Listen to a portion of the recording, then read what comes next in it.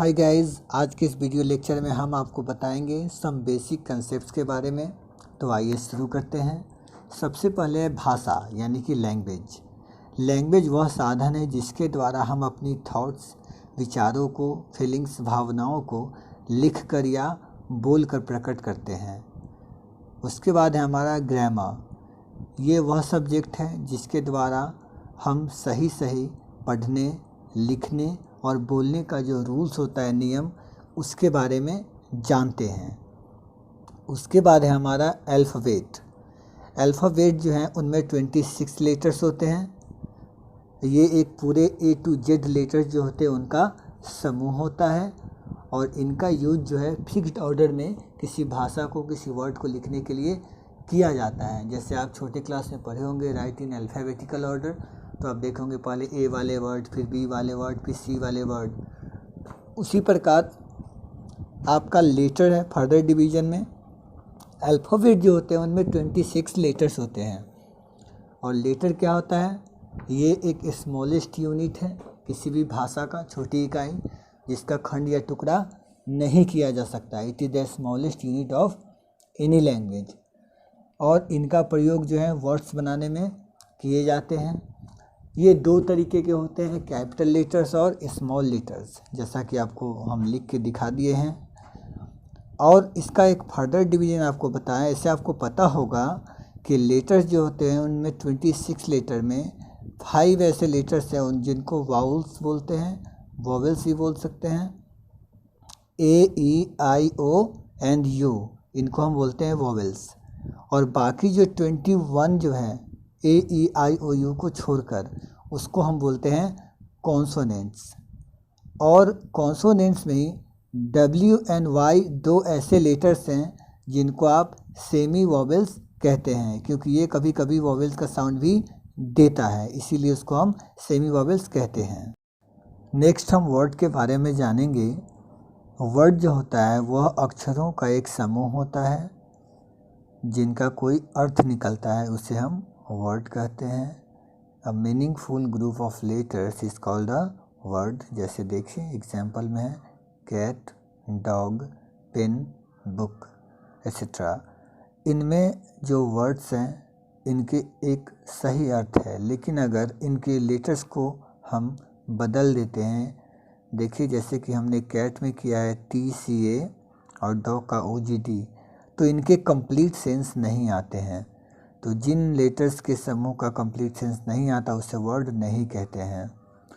Next है sentence. उसी प्रकार जिस प्रकार लेटर्स से वर्ड बनता है और वर्ड्स जो होते हैं उनसे सेंटेंस बनते हैं, तो शब्दों का वह समूह जिनका कोई अर्थ हो वह सेंटेंस कहलाता है। A combination of words arranged in a specific order to make a complete sense, यानी कि कम्बिनेशन ऑफ वर्ड जो होते हैं उनको अरेंज किया जाता है खास ऑर्डर में, सेंस जो है उसको कंप्लीट बनाने के लिए। जैसे देखिए Murari is a good boy, यहाँ इसका मतलब है मुरारी एक अच्छा लड़का है। रिया इज़ अ गुड गर्ल, लेकिन हमने इज गुड मुरारी बॉय कर दिया तो इसका एक सही अर्थ निकल नहीं रहा है। तो जब ग्रुप ऑफ वर्ड्स के सही अर्थ नहीं निकलते तो वो सेंटेंस नहीं कहलाते। इसीलिए आप किसी भी लेटर्स के समूह को वर्ड्स नहीं कह सकते हैं और किसी भी वर्ड्स के समूह को सेंटेंस नहीं कह सकते हैं। उसके बाद है phrase. A group of words, ये भी ग्रुप ऑफ वर्ड्स है दैट मेक्स सेंस, ये कुछ सेंस देता है बट नॉट कंप्लीट सेंस, लेकिन कंप्लीट सेंस नहीं देता है। और ये जनरली सामान्य तौर पर does not contain any verb, इनमें वर्ब भी नहीं होते हैं। जैसे देखिए on the table, at the corner etcetera, ये सब फ्रेज के एग्जाम्पल हैं। और ये जो है किसी सेंटेंस के पार्ट होते हैं। जैसे हम कह सकते हैं the book is on the table, he is sitting at the corner, इस तरीके से। क्लॉज, ये भी ग्रुप ऑफ वर्ड्स होते हैं which forms part of a sentence, जो सेंटेंस के पार्ट होते हैं और इनमें सब्जेक्ट और वर्ब भी होता है। जैसे he says that he was not well, वो कहता है कि वो ठीक नहीं है। इसमें देखिए he says, he was not well, ये दोनों क्लॉज हैं। उसी प्रकार do you know the man who was standing there में, ये दोनों क्लॉज हैं। नेक्स्ट है हमारा paragraph. A paragraph is written, मतलब एक पैराग्राफ जो होता है रिटन मतलब लिखा हुआ, और प्रिंटेड टेक्स्ट या छपा हुआ टेक्स्ट होता है, अक्षर होता है।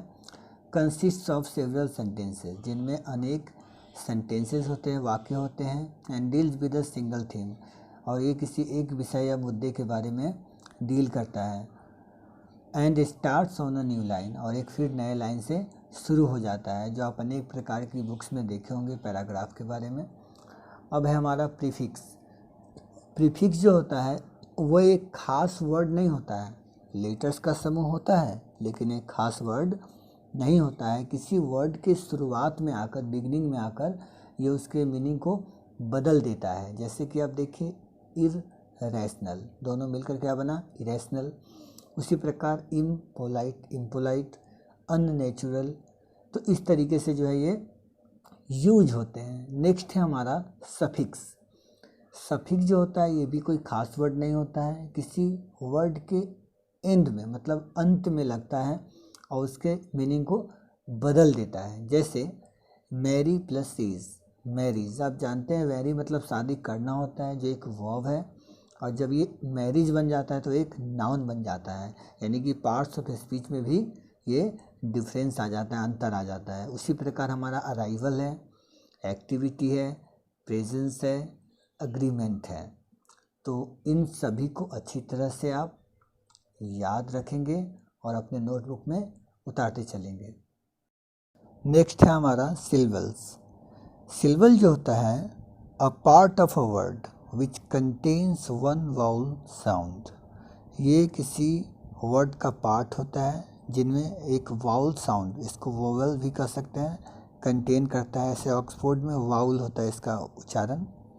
किसी वर्ड का उच्चारण करते समय उस वर्ड का जितना भाग एक बार में बोला जाता है उसे सिलेबल कहते हैं। एक वर्ड में एक या एक से अधिक सिलेबल हो सकते हैं। जैसे एक सिलेबल वाले वर्ड्स हैं, देखिए यू, इसमें देखिए एक ही साउंड है, you, me, go, run, sit etcetera. हम लोग जनरली गो कहते हैं, लेकिन इसका रियल उच्चारण होता है ग ओ का कॉम्बिनेशन, गो। नेक्स्ट है हमारा सिलेबल्स।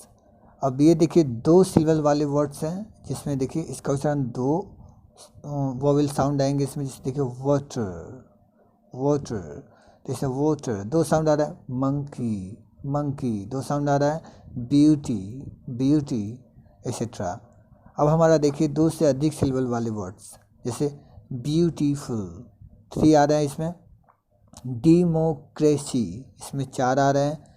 पॉसिबिलिटी, इसमें देख रहे हैं 5 आ रहे हैं। तो इसी तरीके से जो है वर्ड जो होता है इनमें अलग अलग स्ट्रेस दिया जाता है इंग्लिश स्पीकिंग में, कि किस वर्ड्स पर कितना स्ट्रेस देना है, ये सिलेबल के माध्यम से ही हमें पता चलता है। तो आज आपने देखा कि वर्ड में वोवेल साउंड कैसे हम देखते हैं। और वाई जो होता है और डब्ल्यू ये भी सेमी वोवेल का काम करते हैं, इसीलिए देखिए आप टी वाई यहाँ पर ई का उच्चारण दे रहा है। अगर आपको ये वीडियो अच्छी लगी हो तो प्लीज़ हमारे चैनल को सब्सक्राइब कर दें और बेल आइकन को प्रेस कर दें, जिससे आने वाले वीडियोज़ के नोटिफिकेशंस आपको मिलते रहें। फिर मिलते हैं नेक्स्ट वीडियो में, तब तक के लिए धन्यवाद, गुड बाय।